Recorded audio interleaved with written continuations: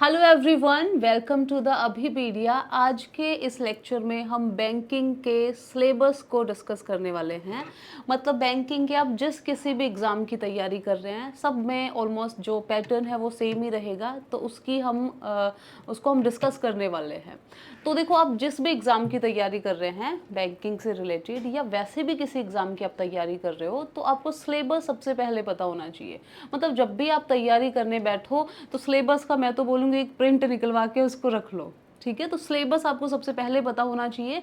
इससे क्या होगा, एक तो आपका टाइम बचेगा, दूसरा आपको ये पता रहेगा कि तैयारी आपको किस तरह से करनी है। तो हमने थोड़ा स्मार्ट वर्क भी करना है। ठीक है, ओके, तो स्टार्ट करते हैं। सबसे पहले तो यहाँ पे हमारा है जो बैंकिंग का जो एक बेसिक हम बोल सकते हैं जो स्ट्रक्चर है सिलेबस का, that is cloze test, sentence correction, para jumbles, fill in the blanks या रीडिंग कॉम्प्रिहेंशन। देखो, जो क्लोज टेस्ट है उसमें क्या होता है, क्लोज टेस्ट में एक काइंड ऑफ पैराग्राफ गिवन होता है, उसमें बहुत सारे ब्लैंक्स होते हैं। अब उन ब्लैंक्स में प्रेपोजिशन से रिलेटेड एरर हो सकता है, कोई फ्रेजल वर्ब का हो सकता है, मतलब एरर भी नहीं होता है। इस तरह से एक कॉम्प्रिहेंशन गिवन होता है, उसमें ज़्यादा ब्लैंक्स होते हैं। मतलब एक लाइन में मान लो 3 या 4 ब्लैंक्स है, तो 3 या 4 जो गिवन होते हैं ब्लैंक्स, उसमें हमें ऑप्शंस गिवन होते हैं। फॉर एग्जांपल मान लो ये क्या है, ये आपका कॉम्प्रिहेंशन है, तो यहाँ से सेंटेंस स्टार्ट हुआ है, ए से स्टार्ट हुआ है, ये पूरी लाइन जो चल रही है, तो इसमें बीच में ब्लैंक आ गया, उसके बाद यहाँ पे बी, फिर ये कुछ लाइन लिखी हुई, फिर ये ब्लैंक आ गया, यहाँ पे ये ब्लैंक आ गया। तो उसके लिए आपको 4 ऑप्शंस गिवन होते हैं। ठीक है जी, आपको 4 ऑप्शंस गिवन होते हैं। अब वो जो ऑप्शंस होते हैं उसमें फ्रेजल वर्ब से रिलेटेड, प्रेपोजिशन से, किसी से भी रिलेटेड कोई भी वर्ड हो सकता है, जो करेक्ट होगा वो आपने फुलफिल करना है। तो क्लोज टेस्ट का बेस्ट तरीका है, जितनी ज़्यादा आप प्रैक्टिस करोगे, जितने ज़्यादा क्लोज टेस्ट से आप गो थ्रू होगे, आप में उतना ही कॉन्फिडेंस आएगा, उतना ही आपको इस चीज़ के बारे में और ज़्यादा पता चलेगा। तो cloze test is all about your practice. और दूसरी चीज़, आपको इसमें ग्रामर की नॉलेज होनी चाहिए, आपको वोकैबुलरी की भी होनी चाहिए, तो आपके क्लोज टेस्ट हो जाएंगे। सेकंड है सेंटेंस करेक्शन।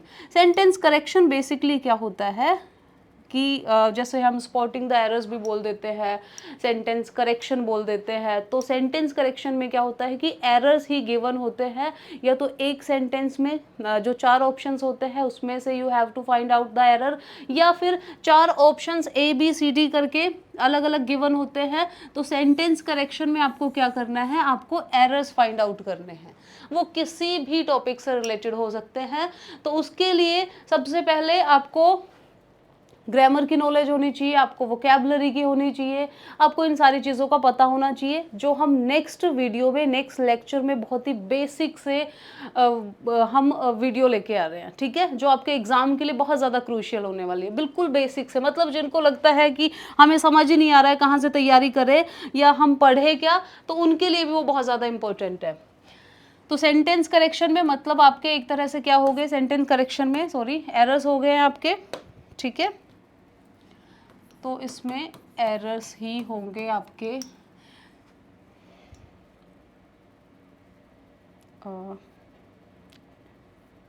यस सॉरी, ये वाला था। तो सेंटेंस करेक्शन में आपके एरर्स ही होते हैं, मतलब आपको सेंटेंस को करेक्ट करना है। पैरा जंबल्स आपको पता ही है, जंबल सेंटेंसेस होते हैं, उसको सही सीक्वेंस में आपने लगाना है। तो उसके लिए भी क्या होना चाहिए, जितनी ज़्यादा ये वाला टॉपिक, ये वाला टॉपिक और ये वाला, इनमें जितनी ज़्यादा प्रैक्टिस करोगे आपको कॉन्फिडेंस आएगा। ठीक है, it is all about practice. तो पैरा जंबल जो सेंटेंसेस है उसमें कुछ हम ट्रिक्स भी बताएंगे, ताकि आपको ये पता चले कि सेंटेंस मोस्टली कहाँ से स्टार्ट होता है, कहाँ पे ख़त्म होता है। तो ये चीज़ें आपको हेल्प करने वाली है। अदरवाइज जंबल सेंटेंसेस में सबसे ज़्यादा हमने प्रैक्टिस करनी है। उसके बाद है फिलिंग द ब्लैंक्स। तो फिलिंग द ब्लैंक्स ऑलमोस्ट सारे एग्जाम्स में आती है, क्लरिकल में भी आती है, पीओके में भी आती है। तो फिलिंग द ब्लैंक्स में भी क्या होता है कि एरर से रिलेटेड ही होता है, वो ग्रामर के किसी भी पार्ट से रिलेटेड हो सकता है। तो ये चीज़ें हैं। नेक्स्ट है स्पॉटिंग एरर्स। इसमें भी अगेन आपको एरर स्पॉट करने हैं। ये आपके ग्रामर से ही है, ठीक है, पार्ट्स ऑफ स्पीच से है, जिसमें कुछ भी हो सकता है। आपके टेंसेस के क्वेश्चंस हो सकते हैं, आपके प्रेपोजिशन के हो सकते हैं, ठीक है जी।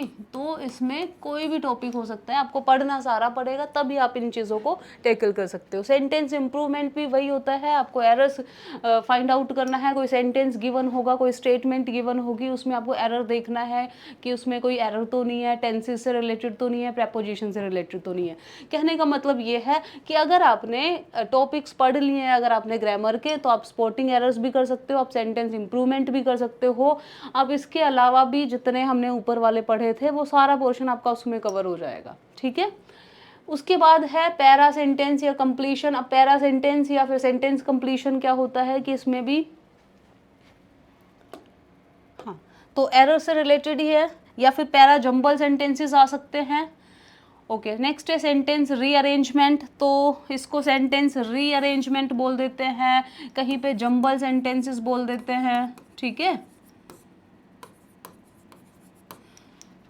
अलग अलग लैंग्वेज में यूज़ होता है। तो कई बार इसमें किस तरह के आते हैं कि या तो कोई PQRS वाले होते हैं, ठीक है, उनको आपने सही सीक्वेंस में लगाना है ऑप्शंस देख के, या फिर पूरी स्टेटमेंट गिवन होती है। मान लो 4 स्टेटमेंट गिवन है, 1 2 3 4। अब इन स्टेटमेंट को आपने सही उसमें लगाना है, ठीक है। तो वो किसी भी, या फिर पूछ सकते हैं कि इसमें से कौन सी स्टेटमेंट है जो सेकंड नंबर पे आएगी, कौन सी स्टेटमेंट है जो थर्ड नंबर पे आएगी। तो सेंटेंस रीअरेंजमेंट आप दोनों तीनों तरह से पढ़ लेना। सॉरी, हाँ, क्या बोलते हैं इसको, रीअरेंजमेंट वाला आपने ये PQRS वाले भी पढ़ने हैं, आपने 1 2 3 4 वाले हैं ये भी पढ़ने हैं। आगे चलते हैं कॉलम बेस्ड स्पेलिंग एरर्स। तो कॉलम बेस्ड हो गया या फिर स्पेलिंग एरर्स हो गया, इसमें स्पेलिंग चेक करी जाती है। फॉर एग्जांपल यहाँ पे मैंने लिख दिया कमेटी, ठीक है। अब ये कमेटी मैंने वर्ड लिखा और 4 ऑप्शंस गिवन होंगे, तो कमेटी हो गया, दूसरा मैंने लिख दिया COMITTIEE, कुछ इस तरह से। थर्ड में फिर मैंने कुछ और लिख दिया, तो जो करेक्ट स्पेलिंग होगी वो आपने चेक करनी है। तो ये आपने पढ़ते रहना है, स्पेलिंग वगैरह का भी ध्यान रखना है आपने, ठीक है। कई बार लेंदी वर्ड्स दे देते हैं, कई बार बहुत छोटा सा वर्ड दे देते हैं, लेकिन उसमें भी दिक्कत हो जाती है, ठीक है। जैसे एक बार निमोनिया का पूछा गया था, कमेटी वर्ड भी कई बार आया हुआ है, तो आपको स्पेलिंग का भी ध्यान रखना है। नेक्स्ट है वर्ड स्वैप। अब ये वर्ड स्वैप क्या होता है, देखो वर्ड स्वैप है ये क्लरिकल एग्जाम में तो फिर भी कम देखने को मिला है, लेकिन जो बाकी जो एग्जाम्स है उसमें आता है वर्ड स्वैप, इसके क्वेश्चंस आते हैं। तो वर्ड स्वैप क्या होता है कि मान लो एक सेंटेंस गिवन है, ठीक है। मान लो ये सेंटेंस गिवन है, उसमें 1 2 3 और 4 ये 4 ऑप्शंस गिवन होंगे, ठीक है। उन चारों में से आपको देखना है कि यहाँ पे सही अप्रोप्रिएट वर्ड कौन सा आएगा, ठीक है। अब वो वर्ब से रिलेटेड हो सकता है, या वो कोई नाउन से रिलेटेड हो सकता है, वो कोई भी वर्ड हो सकता है, ठीक है। जैसे कि MAN लिखा है, अब मान लो आगे लिखा है कि मैनी, यहाँ पे लिखती हूँ, मान लो सेंटेंस में लिखा है मैनी मैन, ठीक है, और आगे कोई स्टेटमेंट गिवन है। तो अब आपको पता है कि मैनी लिखा है तो MAN नहीं आएगा, क्या आएगा, MEN आएगा। तो उसमें इस तरह से पूछा जाता है, 4 ऑप्शंस होते हैं कि इनमें सही ऑप्शन कौन सा होगा या कौन से वाले में एरर है। आगे एक और भी लिखा होगा, मान लो यहाँ पे ये सेकंड पे आ गया, हो सकता है ये करेक्ट हो, फोर्थ पे वो भी करेक्ट हो, तो एरर किस में है, 1 वाले में है। तो 1 का क्या होगा, ऑप्शन में MEN लिखा होगा, या कोई और वर्ड लिखा है, मान लो सराउंडिंग्स लिखा है, तो आपने वो देखना है कि यहाँ पे सही वर्ड कौन सा आएगा, ठीक है। अगर किसी को नहीं इसमें पता चल रहा है, समझ आ रहा है, नो नीड टू वरी। इसके बाद जो हमारी नेक्स्ट क्लास होगी उसमें हम सिलेबस के वाइज ही हम डिस्कस करने वाले हैं, ठीक है।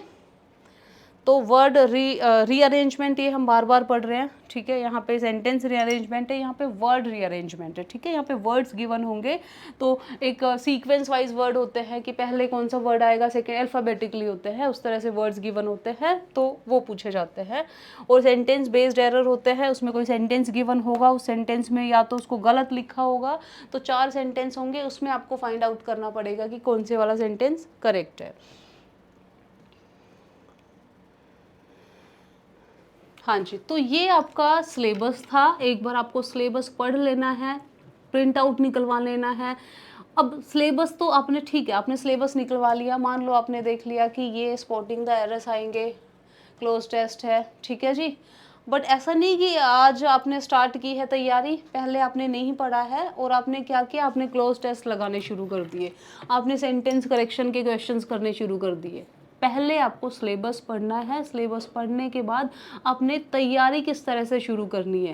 पहले आपकी ग्रामर शुड बी स्ट्रॉन्ग, आपकी ग्रामर स्ट्रॉन्ग होनी चाहिए, आपके बेसिक स्ट्रॉन्ग होने चाहिए, ठीक है। अगर हमारे बेसिक ही स्ट्रॉन्ग नहीं होंगे तो वो चीज़ हमें बाद में भी दिक्कत करेगी, फिर हम चाहे कितने भी क्वेश्चंस कर लो हमें नहीं समझ में आएंगे, क्योंकि हम क्वेश्चंस को रट लेंगे, कुछ क्वेश्चंस को देख के हमें पैटर्न पता चल जाएगा कि अच्छा इस क्वेश्चन में ऐसे होता है, लेकिन फिर अगर उसी क्वेश्चन को थोड़ा भी घुमा के अगर एग्जाम में दे दिया फिर आपको दिक्कत होगी, ठीक है जी। तो ये तो है हमारा ग्रामर का सिलेबस है। वोकैबुलरी यहाँ पे मेंशन नहीं है, वोकैबुलरी के भी क्वेश्चंस आते हैं। अपार्ट फ्रॉम दिस आपको वोकैबुलरी भी पढ़नी है, और वोकैबुलरी में आपके ईडियम्स एंड फ्रेजेस भी है, वन वर्ड सब्स्टिट्यूशंस भी है, इसके अलावा सिनोनिम्स और एंटोनिम्स भी होते हैं, फ्रेजल वर्ब्स भी होती है, कुछ फिक्स्ड प्रेपोजिशंस भी होती है, ये सब आपने पढ़ना है, ठीक है। तो ईडियम्स एंड फ्रेजेस का बेस्ट तरीका है ट्रिक से पढ़ेंगे, सबसे अच्छा तरीका है वोकैबुलरी को याद करने का, कि जब भी आप किसी से बात कर रहे हो, आप कुछ लिख रहे हो, किसी से डिस्कस कर रहे हो, तो ग्रुप में डिस्कशन कर रहे हो तो उन वर्ड्स को यूज़ किया करो, आपस में डिस्कस किया करो, आपको इतने सारे वर्ड्स याद हो जाएंगे, आपको पता भी नहीं चलेगा, ठीक है। तो बात कर लेते हैं एक बार वोकैबुलरी की।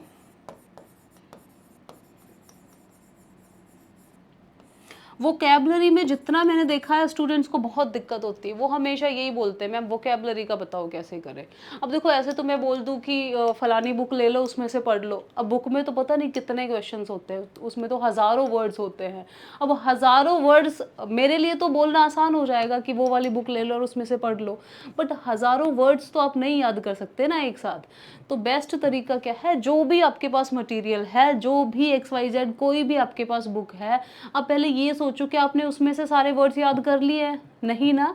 तो पहले उसमें से पढ़ो, जो भी बेसिक वर्ड्स गिवन है या कोई भी वर्ड्स गिवन है उनको याद करो। कोई वर्ड नहीं याद हो रहा है उसको किसी चीज़ से रिलेट करके याद करने की कोशिश किया करो, ठीक है।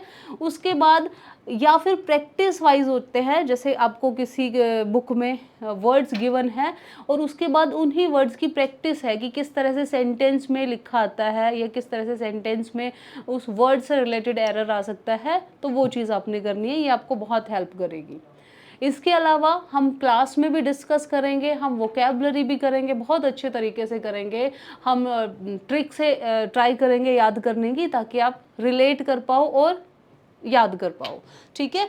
तो वोकैबुलरी में जैसे ईडियम्स एंड फ्रेजेस है, अब ईडियम्स एंड फ्रेजेस का टारगेट बना लो कि ज़्यादा टाइम भी नहीं लगेगा, कि डेली हमने 5 या 10 ईडियम्स एंड फ्रेजेस पढ़नी पढ़नी है, ठीक है, डेली। मतलब ये आप सोच लो कि आज मैंने 5 याद करनी है। अच्छा, सिनोनिम्स हो गए या फिर एंटोनिम्स हो गए, एंटी वर्ड्स ऐसे याद रख लेना, कईयों को सिनोनिम्स और एंटोनिम्स में भी कंफ्यूजन हो जाती है। सिनोनिम्स मतलब सिमिलर वर्ड्स, एंटोनिम्स मतलब एंटी वर्ड्स, इस तरह से याद कर सकते हो। तो जो सिनोनिम्स होते हैं वो आपने, और एंटोनिम्स है इनको आपने पढ़ना है, ठीक है। उसके अलावा फ्रेजल वर्ब्स भी आती है, बहुत आती है फ्रेजल वर्ब्स, ये आपके कॉम्प्रीहेंशन में भी आती है, डायरेक्टली भी पूछ लेते हैं, सेंटेंस में भी आ जाती है।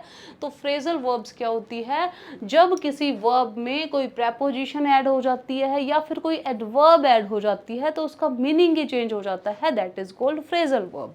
जैसे कि मान लो मैंने बोला लुक आफ्टर, ठीक है। अब लुक आफ्टर, लुक का मतलब क्या होता है देखना, आफ्टर का मतलब क्या होता है बाद में, बट इसका मतलब बाद में देखना नहीं होता है ना, इसका मतलब क्या होता है देखभाल करना, सबको पता है। लुक आफ्टर का मतलब क्या होता है टेक केयर, देखभाल करना।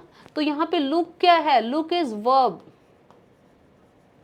आफ्टर क्या है, आफ्टर हमारी प्रेपोजिशन है। तो ये दोनों मिलके क्या बन गई, फ्रेजल वर्ब बन गई, जिसका मीनिंग कुछ और है, जिसका मीनिंग बना किसी की देखभाल करना या टेक केयर, ठीक है।